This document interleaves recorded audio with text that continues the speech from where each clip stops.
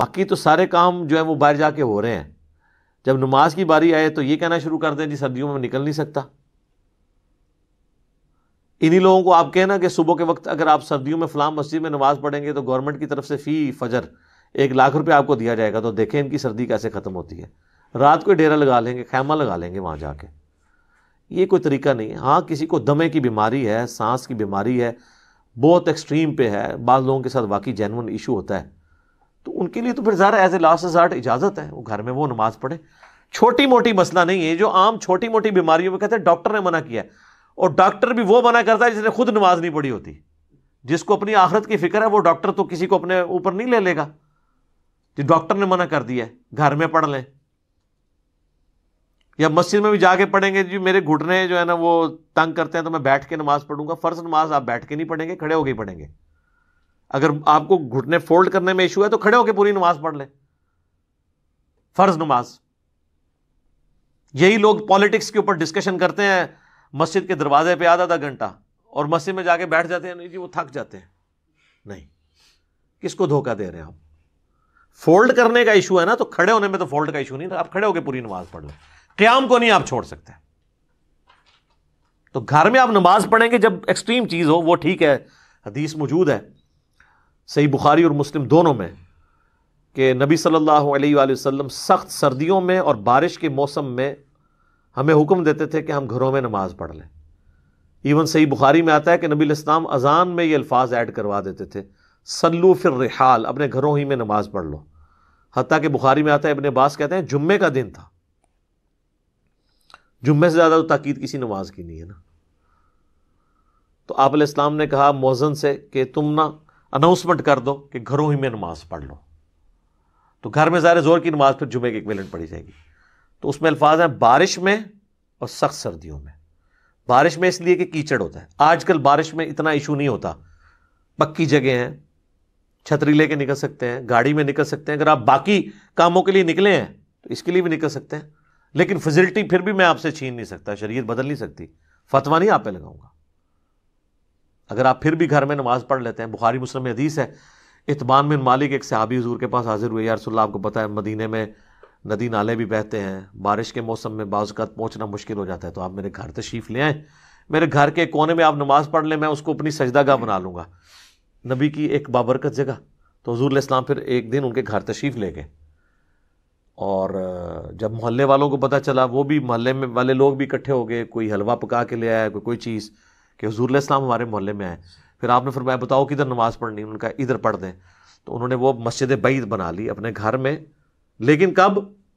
جب موسم خراب ہوتا تھا, جب نکلنا محال ہو جاتا تھا, تو وہ آپ ٹھیک ہے گھر میں ایک جگہ مختص کر لیں, ایک لکڑی کا جانواز بنوا کے رکھ لیں تاکہ پلید ہونے والا چکر نہ ہو, یا الگ سے کوئی ایک کونا مختص کر لیں گھر کے لیے جہاں پہ گھر کی عورتیں, چونکہ عورتوں پہ تو جماعت نہیں ہے, بچوں پہ بھی نہیں, وہ گھر میں نماز پڑھ سکتے ہیں, تو آپ بھی کبھی کبھار پڑھ لیں. اور سردیوں میں نمازوں کو جمع بھی آپ کر سکتے ہیں اگر آپ کے لیے تردد ہے, خصوصاً وہ عورتیں جو بچوں کی دیکھ بھال کر رہی ہیں, ان کے لیے تو مشکل ہے, وہ تو میرے علیحدہ سے کلپ ریکارڈڈ موجود ہیں, نمازوں کو جمع کرنا وہ آپ دیکھ سکتے ہیں. ایون صرف فرض پڑھیں وہ کافی ہے, عام لوگ بھی خالی فرض بھی پڑھ لیں تو کافی ہے. کیا صرف نماز فرض پڑھ لینا اس کے کافی ہے؟ انہوں نے تو آپ کو عشاء کی 17 رکعتیں بتائی ہیں, دن رات میں ٹوٹل 17 رکھتے ہیں 24 گھنٹے میں, 2 فجر 4 ظہر 4 عصر 3 مغرب 4 عشاء. اس کے دلائل میں بھی میری کئی ایک ویڈیو ریکارڈنگز موجود ہیں, وہ آپ دیکھ سکتے ہیں. باقی نمازیں آپ جمع کریں. مسلم شریف میں اوپر تلے احادیث ہیں 10 1629 سے لے کے آنورڈ. ابن عباس رضی اللہ تعالیٰ عنہما کہتے ہیں کہ اللہ کے محبوب صلی اللہ علیہ وآلہ وسلم نے بغیر خوف کے, بغیر بارش کے, مدینہ شریف میں یعنی بغیر سفر کے ہمیں ظہر اور عصر کی نمازیں جمع کروائیں, اور اس کے بعد مغرب اور عشاء کی بھی کروائیں. تو اس میں یہ بھی رزلٹ نکلا جو انہوں نے 3 چیزوں کا ذکر کیا نا, بغیر خوف, بغیر بارش اور بغیر سفر. تو اس کا مطلب ہے کہ وہ یہ بتانا چاہ رہے تھے کہ سفر, خوف اور بارش ہوتی تو نمازیں جمع کرنا درست ہے, اس کے بغیر بھی آپ نے کر دی. اس پہ امام نووی نے باب باندھا ہے کہ سفر و حضر میں نمازوں کو جمع کرنا. تو سفر میں جمع کرنا, بارش میں جمع کرنا, اور خوف کی حالت میں جب دشمن کا خوف ہو, یا فجر کے وقت کتے کاٹ جانے کا خوف ہو, بعض لوگوں کو یہ بھی ہوتا ہے, تو آپ نمازیں جمع کر سکتے ہیں. اس کے علاوہ بھی عام مقیم بھی جمع کر سکتا ہے. تو وہ تابعین نے پوچھا کہ اللہ کے نبی علیہ السلام نے یہ عمل کیوں کیا تھا؟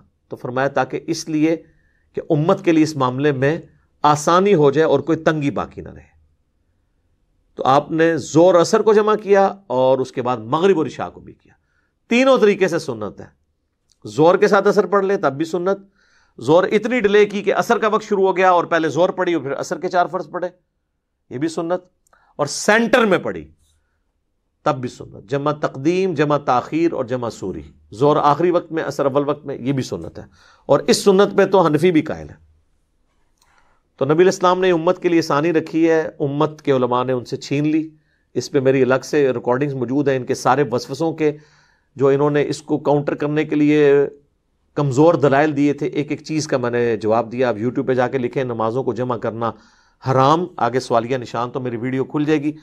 تو اس میں نے بتایا. تو سردی کی حالت میں آپ اگر بہت ایکسٹریم بیماری میں ہیں، ایسی بیماری کے جو بڑھ جانے کا اندیشہ ہے یا آپ کو خوف ہے باہر دشمن کا، تو پھر آپ گھر میں نماز مرد پڑھ سکتا ہے. ادروائز آپ مسجد میں ہی آ کے نماز پڑھیں گے.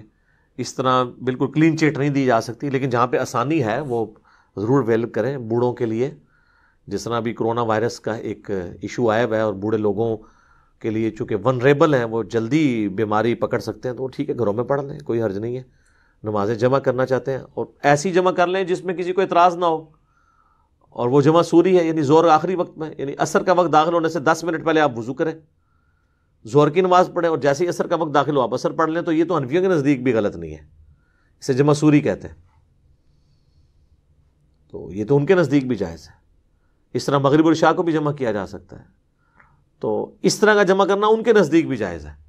تو لہذا کوئی کسی کی قدغن کوئی نہیں اس کے اوپر لگا سکتا.